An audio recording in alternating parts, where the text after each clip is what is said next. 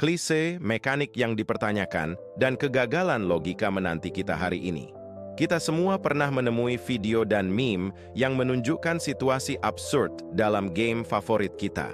Tapi hari ini kita akan melampaui sekadar lelucon, kita akan menganalisis bersama ketidakkonsistenan terbesar di dunia video game. Mari kita mulai dengan konvensi yang cukup dikenal. Makanan dalam game itu luar biasa. Baru saja terpotong menjadi dua, maka makanlah sebuah apel. Butuh jaminan bertahan hidup, ada jamur untuk itu. Game platform seringkali mengandalkan berbagai jenis buah, sayuran, dan sejenisnya. Ini karena mereka adalah elemen yang mudah dikenali. Dan, di tengah aksi, sangat penting bagi pemain untuk segera tahu apa yang menguntungkan dan apa yang tidak. RPG juga sangat menyukai makanan, mendorong kita untuk mengumpulkan jumlah yang absurd untuk menyembuhkan luka kecil sehari-hari kita, yang menghasilkan situasi yang benar-benar acak, seperti memulihkan kesehatan dengan meminum sesuatu tepat setelah hampir mati tenggelam. Dalam aksi, ada mekanik yang semua orang kenal, regenerasi kesehatan otomatis. Si kecil Kevin mengosongkan seluruh magazin ke arahmu, 5 peluru menembus ususmu, darah mengucur, penglihatanmu gelap. Singkatnya, kamu hancur. Tapi tidak, sebenarnya kita berada dalam FPS modern. Dan tiba-tiba, kamu sudah pulih sepenuhnya, siap untuk ditembak lagi. Baiklah, saya akui beberapa shooter, seperti Mass Effect, memberikan penjelasan rinci tentang regenerasi otomatis. Tapi, mari kita akui, itu hanya untuk pamer, bukan? Pulih dalam beberapa detik dari tulang rusuk yang patah dan paru-paru yang tertusuk. Maaf, tapi tidak. Itu sulit diterima. Dan setelah memberikan trollan ringan, mari kita sepakat bahwa FPS bukan satu-satunya genre yang mengadopsi regenerasi otomatis. Hey, MOBA. Hey, RPG. Fitur ini telah menjadi salah satu ikon kasualisasi video game dalam beberapa tahun terakhir. Dan, suka atau tidak, inkonsistensi ini sudah melekat dan mungkin akan menemani kita untuk waktu yang cukup lama. Semakin sedikit darah yang dimiliki bos, semakin kuat dia terlihat. Mengapa semua bos video game bersikeras bahwa kita harus mengalahkan mereka dengan cara yang absurd agar mereka menunjukkan potensi sejati mereka? Serius, ini tidak masuk akal sama sekali. Sebenarnya, seharusnya justru sebaliknya. Bos yang agresif dan mengesankan di awal pertarungan dan memohon ampun setelah beberapa menit dipukuli. Tapi itu karena mereka semakin marah ketika darahnya hampir habis, mengerti? Mereka kehilangan kesabaran, paham? Tidak, tunggu. Tapi setelah menerima begitu banyak serangan, marah atau tidak, kamu sudah tidak dalam kondisi untuk terus bertarung, teman. Ya, benar. Meski begitu, para pahlawan juga memiliki hubungan yang sangat aneh dengan bar darah mereka. Ngomong-ngomong, kamu menyentuh poin penting. Itu, secara harfiah, adalah poin ke-7 dalam daftar ini. Seorang pahlawan video game selalu berada di puncaknya. Sepanjang waktu. Tentu, beberapa game menerapkan penalti ketika darahmu rendah, penglihatan kabur, kerusakan berkurang, atau bahkan suara yang mengganggu. Tapi, sebagian besar waktu, apakah kamu memiliki 4.000 atau 1 poin darah, kamu tetap menyerang. Selalu dengan kekuatan yang sama, bergerak dengan kecepatan yang sama, dan seterusnya. Jika kita menganggap bar darah sebagai representasi dari kesehatan umum karakter, jelas betapa absurdnya beberapa situasi. Seperti, siapa yang bisa melakukan semua ini dengan hanya 5% kesehatan? Dan inkonsistensi ini ada di mana-mana, lihat saja misalnya Pokemon. Sebuah makhluk dengan hanya 1% nyawa bisa mengalahkan 6 horda musuh dengan level yang sama. Ya, saya sedikit sarkastik, jadi bisa dibayangkan betapa frustrasinya bagi pemain memiliki pahlawan dalam kondisi kritis begitu nyawanya mencapai 25%. Air dalam video game adalah sesuatu yang sangat aneh, hampir sepenuhnya biner. Di beberapa game, air melunakkan semua jatuhan, memungkinkanmu berenang dengan bebas atau bahkan menyelam. Namun, di game lain, air adalah mimpi buruk. Ngomong-ngomong, perlu diingat bahwa membuat let's play itu kerja keras loh.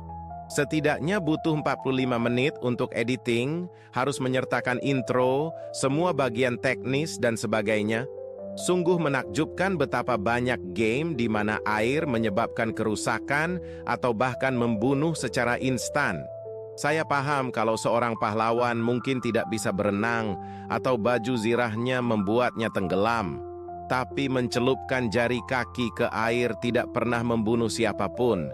Dan saya bahkan tidak berbicara tentang cairan beracun atau air hujan. Menurut kalian, apa yang terjadi jika kita melangkah lebih jauh dalam hal ini? Ya, ini konyol. Di bagian 5, desain beberapa baju zirah, terutama yang feminin. Penggemar RPG Jepang dan MMO pasti sudah paham maksud saya. Jika kamu tidak tahu apa yang saya bicarakan, lihat saja ini. Dan ya, baju zirah di sebelah kanan memang yang paling tahan lama. Saya tidak memberitahumu sesuatu yang baru, ini adalah klasik dalam video game, dan pemain suka mengolok-olok hal ini. Ini adalah klise yang cukup aneh, dan sepertinya tidak akan hilang dalam waktu dekat. Halo, Xenoblade Chronicles X, dirilis pada Desember 2015. Namun pria juga tidak luput dari hal ini, seringkali mengenakan baju zirah berat dari ujung kepala hingga kaki, sangat tidak nyaman, dan tentu saja cukup konyol. Dan ketika para pengembang menghadiahkan kita dengan baju besi yang realistis, para modder membawanya ke tingkat yang ekstrem. Singkatnya, dalam permainan, lindungi diri Anda dengan apapun yang ada di sekitar Anda. Pada akhirnya, semuanya selalu berantakan. Semua orang tahu bahwa serangan jarak dekat adalah senjata paling mematikan dalam FPS.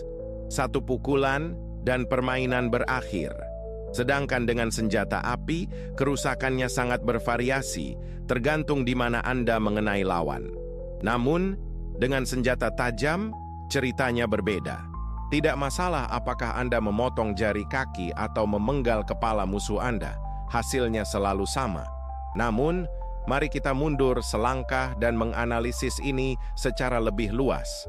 Perbedaan antara senjata tajam dan senjata jarak jauh ini terlihat di hampir semua jenis permainan. Baik di mid-genre, platformer, atau RPG futuristik, logika ini sama sekali tidak masuk akal dari sudut pandang praktis. Ya, senjata api tanpa diragukan lagi adalah yang paling berbahaya. Namun, ini disebabkan oleh fakta bahwa menghadapi musuh dari dekat jauh lebih berisiko daripada menembaknya dari jarak jauh. Oleh karena itu, wajar jika para pengembang memberi penghargaan kepada pemain karena mengambil risiko tersebut. Selain itu, mekanik ini membantu membenarkan keberadaan pedang raksasa yang terkenal. Dan sekarang, kita sampai di top 3 dengan klasik dinding tak terlihat. Ini, tanpa diragukan lagi, adalah salah satu elemen paling menjengkelkan dalam video game karena menghalangi kemajuan kita secara sewenang-wenang. Mereka bisa muncul dalam berbagai bentuk, sebagai arena, hamparan air, hitungan mundur sebelum eksekusi, atau terkadang hanya pesan langsung dan tanpa basa-basi. Satu-satunya fungsi dinding ini adalah mencegah kita menjelajah melampaui batas permainan. Jujur saja, kita suka menjelajahi setiap sudut dunia virtual. Dan dalam beberapa kasus dinding dan penghalang tak terlihat ini, bahkan menyelamatkan kita, mencegah kita jatuh dari tebing dalam judul-judul tertentu. Tapi ini tidak mengurangi sedikit pun aspeknya yang sepenuhnya tidak logis. Kedua, Anda sudah menunggu ukuran inventaris yang absurd. Membawa 36 pedang, 2 kapak, dan 5 baju zirah tanpa ransel sama sekali mungkin. Namun, jika kita menambahkan belati sederhana, Anda akan berjalan 3 kali lebih lambat. Logis? Sama sekali tidak. Kita sudah bisa membawa sejumlah barang yang absurd tanpa kesulitan apapun. Benda-benda disimpan di dimensi paralel, yang kita sebut inventaris. Tentu saja, ketika kita menyebut inventaris, kita otomatis memikirkan RPG, tetapi ketidakkonsistenan ini berlaku untuk semua jenis game. Bawa AK, senapan mesin, bazooka, dan semua magasin Anda tanpa masalah.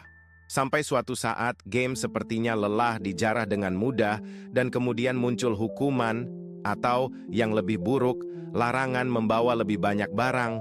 Yang tidak konsisten bukanlah pembatasan kemampuan kita untuk membawa barang, tetapi fakta bahwa batas ini tetap dan sepenuhnya arbitrer, terasa berlebihan. Tapi, bagaimanapun ini agak dipaksakan. Dan, bahkan jika itu mungkin, mengapa hanya lompatan ganda dan bukan lompatan 4 atau 5 kali? Serius, semakin kita merenungkannya, semakin tidak masuk akal. Dan begitulah kita sampai pada akhir ketidakkonsistenan yang paling mencolok dalam video game. Ngomong-ngomong, kalian sadar nggak sih kalau FPS sering banget disebut ya? Nah, penting nih buat diingetin kalau genre ini tujuannya itu biar terlihat sangat realistis. Makanya, ketidakkonsistenan kecil aja langsung menarik perhatian. Nggak ada yang bakal nanya, misalnya, kenapa kerangka bisa ngomong di Undertale soalnya game itu nggak punya tujuan buat terlihat realistis. Ya, mungkin aja ada beberapa ketidakkonsistenan yang aku lewatin. Aku ngandelin kalian buat nunjukin itu di kolom komentar. Semoga kalian menikmati momen ini. Seperti biasa, aku minta tolong buat like dan share. Kita semakin banyak dapetin pengikut dan itu bikin seneng banget. Jadi, segitu aja dulu, sampai jumpa di lain waktu. Dadah!